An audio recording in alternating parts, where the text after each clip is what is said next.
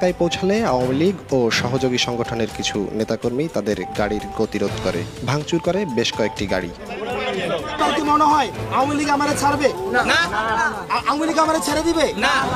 দর্শক, গোপালগঞ্জে আওয়ামী লীগের নেতাকর্মী এক এক করে তারা বের হচ্ছে এবং তারা কঠিন আন্দোলনের পরিকল্পনা সাজাচ্ছে।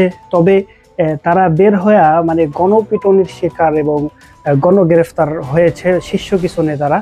আমরা আপনাদেরকে সরাসরি ভিডিও থেকে দেখানোর চেষ্টা করব। অনুরোধ থাকলো সম্পূর্ণ ঘটনা জানতে হলে আপনারা অবশ্যই না টেনে পুরো ভিডিও দেখবেন, তাহলে বুঝতে পারবেন। তো চলুন বেশি কথা না বলে আপনাদেরকে আমরা এক এক করে সেই ভিডিওগুলো স্ক্রিন থেকে আমরা দেখানোর চেষ্টা করি। চলুন দর্শক। ঢাকা থেকে শুক্রবার বিকেল ৩টায় গোপালগঞ্জের বেদগ্রামে পথসভা শেষ করে গাড়িবহর নিয়ে টুঙ্গিপাড়ার জনসভায় যোগ দিতে যাচ্ছিলেন বিএনপির জাতীয় নির্বাহী কমিটির সহ সাংগঠনিক সম্পাদক সেলিমুজ্জামান সেলিম এবং কেন্দ্রীয় স্বেচ্ছাসেবক দলের সভাপতি SM জিলানী। ঘনাপাড়া এলাকায় পৌঁছালে আওয়ামী লীগ ও সহযোগী সংগঠনের কিছু নেতাকর্মী তাদের গাড়ির গতিরোধ করে, ভাঙচুর করে বেশ কয়েকটি গাড়ি। এ সময় বিএনপির নেতাকর্মীরা লাঠিসোঁটা নিয়ে আওয়ামী লীগ নেতাকর্মীদের ধাওয়া দিলে পিছু হটে তারা। ঘটনার ছবি তুলতে গিয়ে মারপিটের শিকার হন সময় টেলিভিশনের চিত্র সাংবাদিক HM মানিক। এর কিছুক্ষণ পর আওয়ামী লীগ কর্মী সমর্থকরা সংগঠিত হয়ে আবারও হামলা চালায়, পিটিয়ে ও কুপিয়ে আহত করে অন্তত ৩৫ জন বিএনপির কেন্দ্রীয় ও স্থানীয় নেতাকর্মীকে।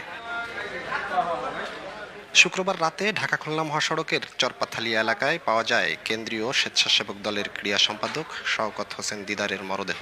এখনও অনেক নেতাকর্মী নিখোঁজ রয়েছে বলে জানান বিএনপি নেতারা। ঘনাপাড়ায় গেলে আওয়ামী সন্ত্রাসীরা 15 নম্বর ওয়ার্ড কাউন্সিলর আমিন এবং গোবরা ইউনিয়ন পরিষদের সাবেক চেয়ারম্যান কদরের নেতৃত্বে অতর্কিতভাবে হামলা করে। আমাদের 10টি প্রথমে যে বহরে যে গাড়িগুলো ছিল তা গাড়িগুলো ভাঙচুর করে। আওয়ামী লীগের স্থানীয় নেতা, আওয়ামী লীগের স্থানীয় কমিশনার, যেটা আমি শুনেছি, তাদের নেতৃত্বে এই জায়গাতে হামলাটা করে। বিএনপি একটি ভালো সমাবেশ করতেছে, এটা আওয়ামী লীগের তথাকথিত কিছু অতি উৎসাহী বা হাইব্রিড অথবা বিশেষ কোনো উদ্দেশ্য সাধনের জন্য তাকে করেছে, যাদের এটা পছন্দ হয় নাই।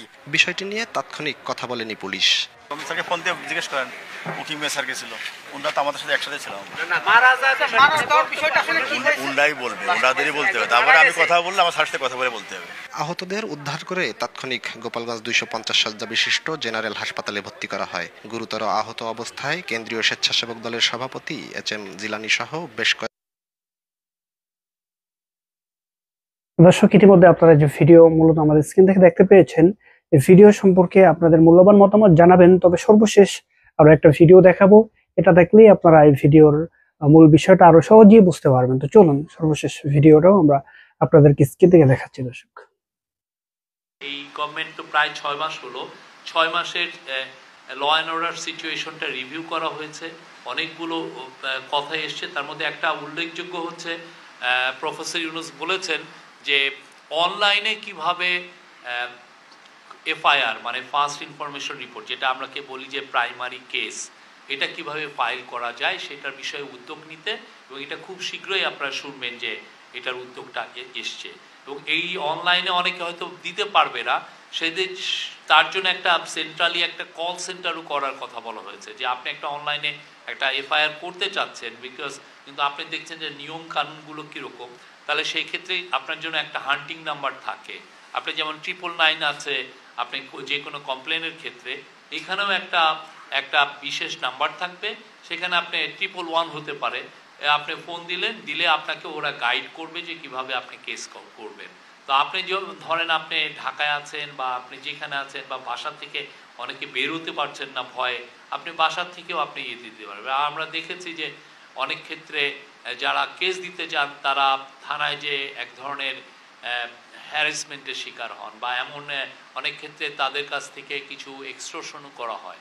তো সেই জিনিসগুলো যাতে না হয়, আপনার যাতে সরাসরি আপনি নিজে এটা কেস করতে পারেন অনলাইন করে, সেটার একটা খুব আপনারা শীঘ্রই এটা দেখবেন। আরেকটা হচ্ছে যে প্রফেসর ইউনুস বলেছেন কমান্ড সেন্টার করতে বা কমান্ড ইনফ্রাস্ট্রাকচার, সেটার ফলে যেটা হচ্ছে যে আপনি জানেন যে অনেকগুলো ল অ্যান্ড অর্ডারের সিচুয়েশন তো অনেকে দেখেন, যেমন নদী কেন্দ্রিক বা কোস্টালের প্রায় 30,000 স্কোয়ার কিলোমিটারের ওয়াটারওয়েজ বা মানে বে অফ বেঙ্গলের ওয়াটার যেটা মনিটর করেন কোস্ট গার্ড বা বিজিবি, ধরেন প্রায় 5,000 প্রায় 4,500 স্কোয়ার না কিলোমিটার বর্ডারটা ওরা দেখেন, তারপরে পুলিশ আছেন, সবার মধ্যে যাতে কোঅর্ডিনেট করে, র্যাব আছে, বিজিবি আছে, ডিএমপি আছে বা অন্যান্য সমস্ত সিটিগুলোতে যে মেট্রোপলিটন পুলিশ আছে, সবার সাথে কোঅর্ডিনেট করে একটা কমান্ড স্ট্রাকচার থাকবে, সেখান থেকে যাতে খুব intensively law and order situation 24/7 যাতে মনিটর করা যায়। কিছু একটা হলে যাতে সমস্ত রিসোর্স নিয়ে গভর্নমেন্টের ল অ্যান্ড অর্ডার সংক্রান্ত যতগুলো এজেন্সি যাতে কাজ করতে পারে, সেটার জন্য একটা কমান্ড সেন্টার করার কথা বলেছেন।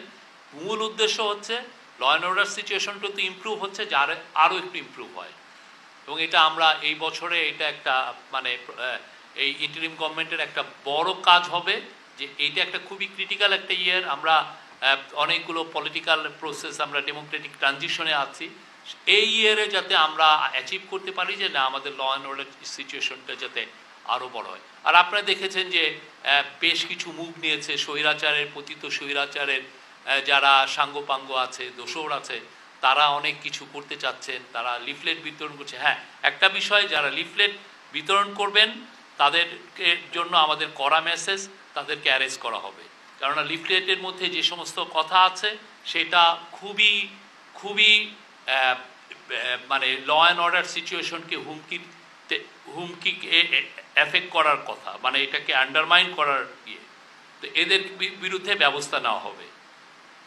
আর অন্যান্য তারা দেখেছেন তো, তারা অনলাইনে কী ধরনের মিস ইনফরমেশন দিচ্ছে, এই সরকারকে নিয়ে মিস ইনফরমেশন দিচ্ছে, পতিত স্বৈরাচারকে নিয়ে বলছেন যে উনি এখনো প্রাইম মিনিস্টার। তো পুরোটা আমরা দেখছি, আমরা মনিটর করছি। আমাদের করা মেসেজ, যারা এটা রিফ্লেক্ট বিতরণ করবেন, এই ধরনের প্রতিবাদের এই ধরনের কর্মসূচিতে যাবেন, তাদেরকে অ্যারেস্ট করা হবে, তাদেরকে আইনের আওতায় আনা হবে। আর অন্যান্য বিষয়ে প্রফেসর ইউনূস চাঁদাবাজির বিষয়ে বলেছেন যে এটা যে করে হোক এটাকে কমাতে হবে এবং এটাকে মানে ক্র্যাকডাউন করতে হবে, যাতে আমরা রোজা আসছে, আপনি জানেন আর মধ্যে হয় 1-1.5 মাসের মধ্যেই রোজা আসছে, আমরা রোজার আমার মনে হয় 1 মাসও নাই, এই রোজার মধ্যে যাতে জিনিসপত্রের দাম সহনীয় পর্যায়ে থাকে, কেউ যেন মার্কেটকে ম্যানিপুলেট না করতে পারে।